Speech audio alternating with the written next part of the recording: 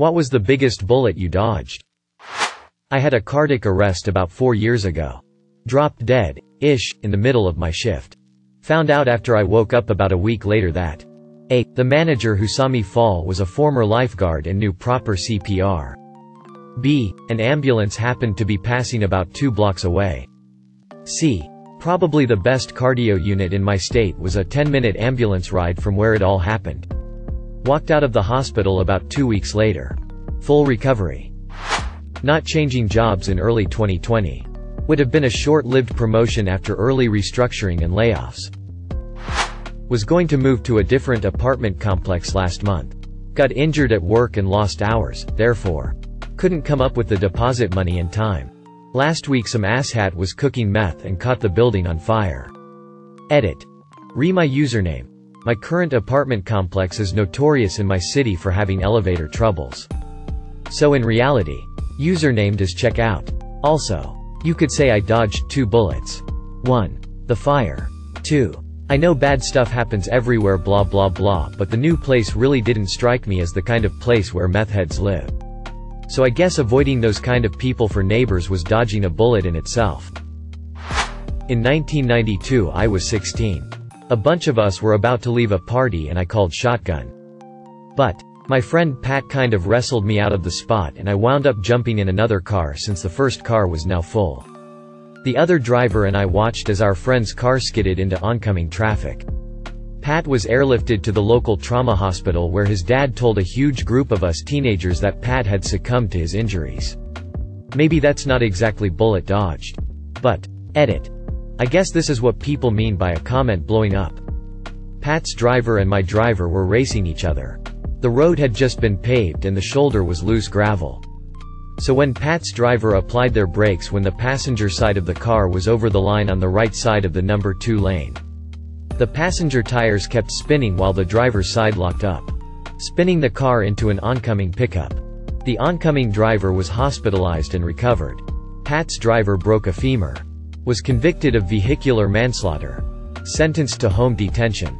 But was late to get home from high school one day which tripped the ankle monitor and the driver did 30 days. The 3 kids in the back had to be extracted by the jaws of life. Broke some bones. Got an insurance settlement. However, I don't think I would have died if I got shotgun. We would have left 15 seconds earlier and we wouldn't have hit that oncoming pickup. Or maybe we would have. When my great aunt passed away I was helping to clean out her house. I'm just dragging everything out of the basement and suddenly my dad is like, "Whoa, put that down gently and let's move away from here." So I put the weird metal tube type thing I'm carrying down and get out of there. Turns out it's a mortar shell from when my aunt worked in a munitions factory during World War II. Bomb squad came and took it away. Not me. But I had a field service engineer working on one of my big robotic liquid handlers. He decided to bypass the safety pin that prevents the heads from moving while the cover is open while he had a diagnostic program queued up on the computer. What he didn't know was that the instant he reinserted the safety pin the machine would execute the queued instructions and start moving. And he had a hand inside it right in the danger zone. I grabbed his shoulder and yanked his hand out an instant before it was crushed. He stopped ignoring me when I told him to stop bypassing safety lockouts to save a few minutes. I stayed up all night before a day trip to Hong Kong. You know that days when you haven't slept. You're just kinda robotic in doing the human stuff. Nearly zero awareness of anything? Well, I went to cross a street and my friend behind me snatched my shoulder and yanked me backwards just in time to feel the whoosh of a double-decker bus breezing past us. I just looked at him like, "Oh. Thanks man," and it took a whole extra minute for my brain to process I would be fucking dead had he not grabbed me. Well, about 15 years ago I dated a guy for less than a year. It was an awful, abusive relationship and I was happy to get out of it when I did. About 8 to 9 years ago, I saw him on the news. He strangled his girlfriend to death. He then dismembered her and lived with her body for a month or so before he was caught. Edit. Wow. Thank you for all of the awards. I've actually written about this before on askreddit under a "Have you dated a serial killer?" question. Here was my answer which gives a bit more detail on it. Not a serial killer. But I dated a killer. He was not a killer at the time. We were young. And met on a dating website. He went to my high school but graduated a few years before me. The first month was okay. Then he changed. We had a huge fight one time because he said something silly. I don't even remember what it was. But I playfully threw a pillow at him. He immediately flipped out, punched a hole in my door and told me he'd make it so I would never have anything to come back to. Another time, he finally got a job. Didn't have one when I met him and I was paying for everything. After job searching for months, he got one. It's his first few days at his new job. And all of a sudden he doesn't want to go in. No reason. He just doesn't feel like it. I tell him he better get to that damn job or he's going to lose it. After a lot of arguing, he gets ready and we both get in the car so I can drive him to work. As I'm driving, it gets more heated and he starts strangling me while I'm at a red light. The red light was right next to a gas station and I pull in there while his hands are around my throat. I manage to get him off me and I get out of the car and scream. "What the fuck? I'm sorry. I blacked out. You just pissed me off so much. I told you I didn't want to go to work." The relationship lasted less than a year. He cheated on me with some girl. And for the first and only time in my life, I was glad someone was cheating on me. You can go live with her and be someone else's problem now. Then years later when I saw him on the news, I felt really bad for that thought. He had handcuffed his then girlfriend, who had just had his baby, to the bed. And strangled her to death. He thought she had cheated on him. He then dismembered her body and lived with it for a month in their apartment. Eventually, the smell tipped some people off along with his GF not being seen by family in a bit. The baby was okay though and was taken in by the girl's family. He went on the run, but was later caught and is currently in prison. No news article though. I have posted a news article with it before and got banned. Hopefully with all the info I gave you. Plus someone guessed the state below. You can find it for yourself so I don't get banned again for posting personal information by posting a public news article. Lol. Went to kill myself by putting a plastic bag over my head and tying it off. Figured it would be less messy to be found. My cat started going crazy on the other side of the door when I started to get lightheaded and feel sort of nauseous. I thought, oh right. You need your dinner and no one else will feed you, and I untied the bag to feed the cat. After the fact I realized my cat literally saved me from one of my lowest points. God, I miss that cat. Still can't believe I came that close. Edit.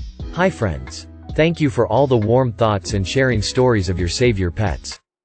Do save your awards please. This is the most I've ever gotten. Maybe give them to another comment that has yet to receive an award? Spread the smiles. Love and support. Thank you so much. I'm truly touched by the human connection in this thread. My mother left me in one state and went back to my abusive stepfather. She tried to get me to drop out of my senior year at HS. Move back to their state and just get my GED. They wanted a live-in babysitter. Cook and maid. I was so lucky my grandparents let me move in with them and finish school. Edit. Thanks for all the love guys. For those who have asked. I'm doing great. I've gone no contact with my mother and stepfather, they're still together, and it's been one of the most healthy decisions I've made. My husband and my kids are amazing and she's missing out big time. My grandparents are alive and well and are still involved in our lives. Not my story. But a girl I knew had had a few drinks and decided to hitchhike home. A town about 40 minutes away from the one she'd been drinking in. Noted as very common for people to hitchhike in this area. She gets picked up by a car of guys. All seems fine until she points out they can drop her off just up ahead. And they keep driving. She had that instant sober feeling. She plays it off like she's clueless and totally down to keep hanging out with them. Acting like she's very drunk. Meanwhile they're back in more forested area of the highway. Then she fake dry heaves and says she about to puke. Really putting on a show so they stop to let her out. She books it into the bushes and just doesn't look back until she's safe. Edit. Oh my gosh you guys. Not even my story stopped giving me awards. To answer some common things in comments. From what I'm aware of no charges were ever pressed. By the time she made it to safety they would have been long gone and she had no info like names, license plate or anything. Yes, smart idea once in that situation. Definitely not smart to be in that situation in the first place though. Edit 2. I just remembered another, not mine but equals my mom, as a late teen, early 20s-ish, was with a group of friends out drinking one night and one girl wanted to hitchhike. The others didn't. She gets picked up, never to be seen again. Not even her body found. Don't drink and hike, hitch people. After I had a stroke. I was in a coma and it didn't look like I'd wake up. The DRS asked my wife if they should let me go. I only exist because she said no. I didn't dodge a bullet so much as my wife blocked it for me. And #X200B. Edit. I didn't think this would be this popular. I'm posting a video my wife made of the first year of recovery if anyone's interested. Warning. It's long. Freshman year of college I had a calc class. It was material I had learned before. But for various reasons they didn't give me transfer credit.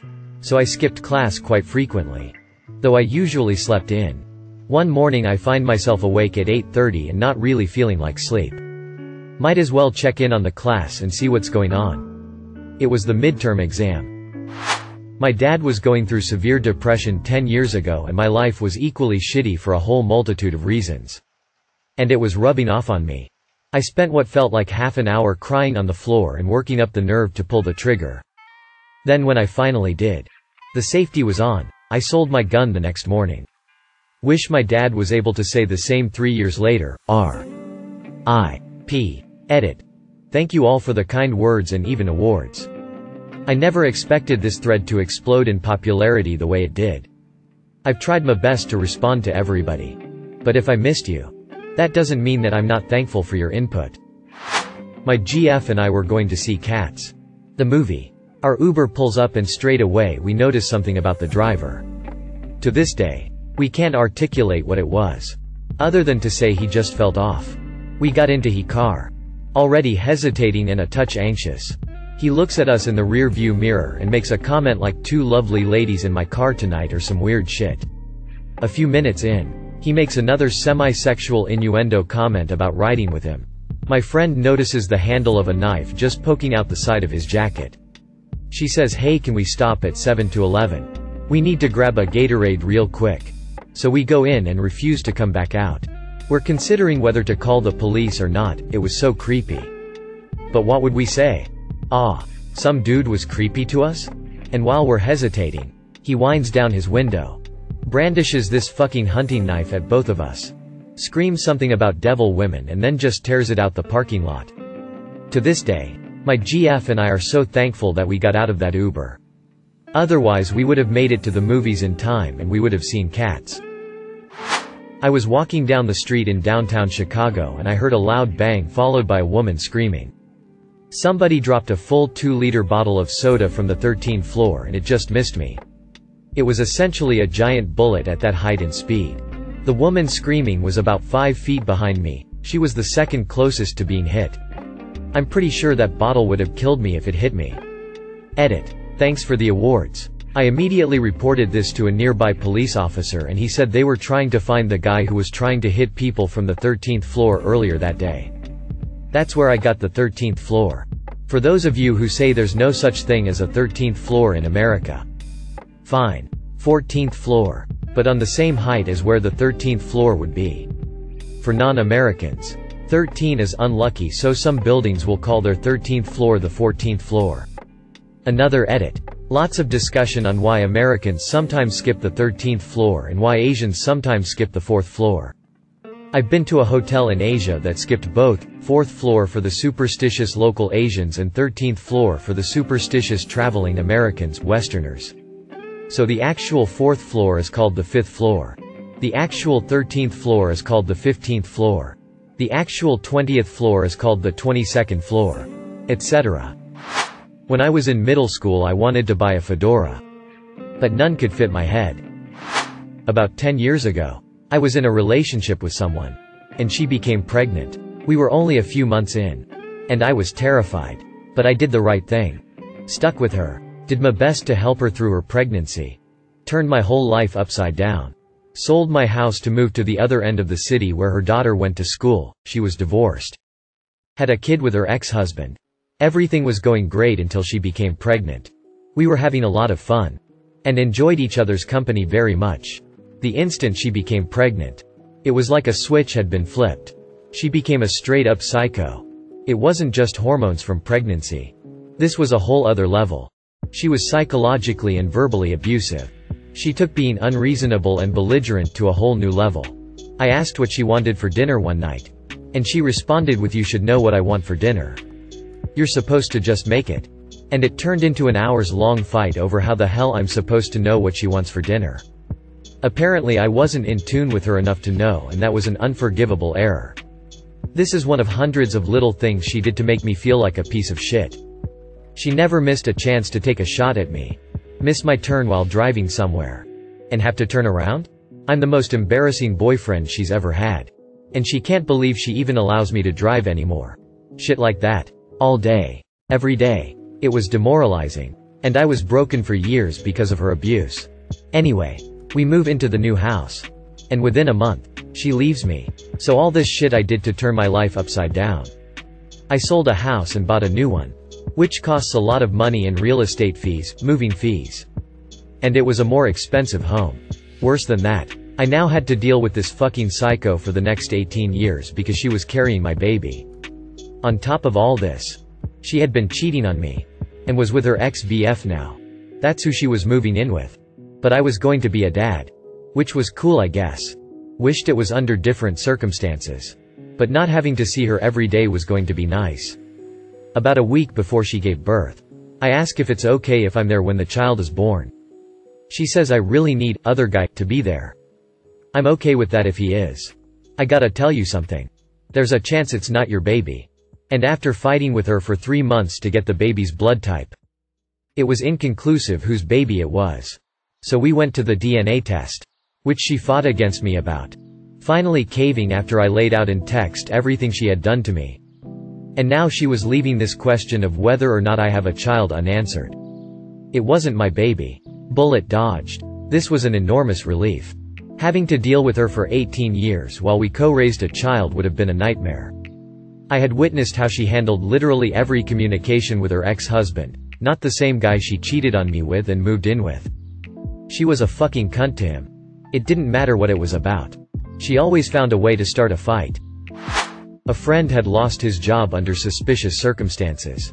A few weeks later he asked me to take him to the bank. As I got near to pick him up I caught a train. He called to say never mind, he would get someone else. A few days later a friend sent out a message to a large number of our friends. This guy lost his job and was running a check cashing con. Can you cash this check for me? I'll pay you $50 if you do. The check is $500. He has no backing funds. You eat the whole amount. He did this to several friends in a few days to amass a few grand and was about to skip town when the cops got him. At 17 I met and married a sweet little North Carolina daddy's girl. Had I not, I would have still been hanging with my friends that just discovered heroin. Of the 3 friends, 2 are dead and 1 did 10 years in prison. Many years ago, my flight had just landed at Chicago O'Hare and the plane was taxiing when the pilot suddenly slammed on the brakes. People were literally thrown forward against the seat in front of them. A few seconds later, another plane, taking off I think, went screaming by right in front of us. No explanation was given, though our imaginations provided a lot of gory details. 7. 92 Mauser rifle bullet. When I was 15-ish I was very depressed and got very drunk. Found my great-grandfather's World War I captured German rifle. Found some bullets from that time. Loaded it. And put the rifle in my mouth and pulled the trigger. Thankfully the bullet was not loaded properly. Was a dud for being 90 years old at the time. And did not fire. There was a pile of stuff that people would leave at our house when I was at university. Coats and stuff. Moving out day and we found a random samurai sword in the pile. We were messing about with it trying to make it go, swoosh. I was stood facing my brother while he was swooshing it when the blade dislodged from the handle. Flew straight past me and stuck horizontally into my headboard. So yeah, my brother nearly impaled me while messing around with a random sword we found after a house party. Pics for proof. Getting chased by someone with a knife across my apartment. I closed my door at the right moment so that person ended up stabbing my wooden door instead. The mark was there until I left the apartment a few years later as a constant reminder of what could have been. A literal police car. The police were chasing someone and I was crossing the road and my dumbass was walking slowly and the police car nearly grazed me. Look both ways and take off your headphones when you cross the road, kids. My newborn needed to be rushed to a super high-level NICU to be put into a state of induced hypothermia. Because he only had hours before he would suffer permanent brain damage. I live in a small town in the middle of nowhere. The small town next door just barely upgraded their hospital to have that hypothermia suite. One of only a few in Texas. He's doing great. No sign of any damage. Thank you for watching. If you enjoyed this video, don't forget to drop a like. If you would like to see more content like this in the future, subscribe and turn on notifications to be notified about future videos. Now check out one of these interesting videos.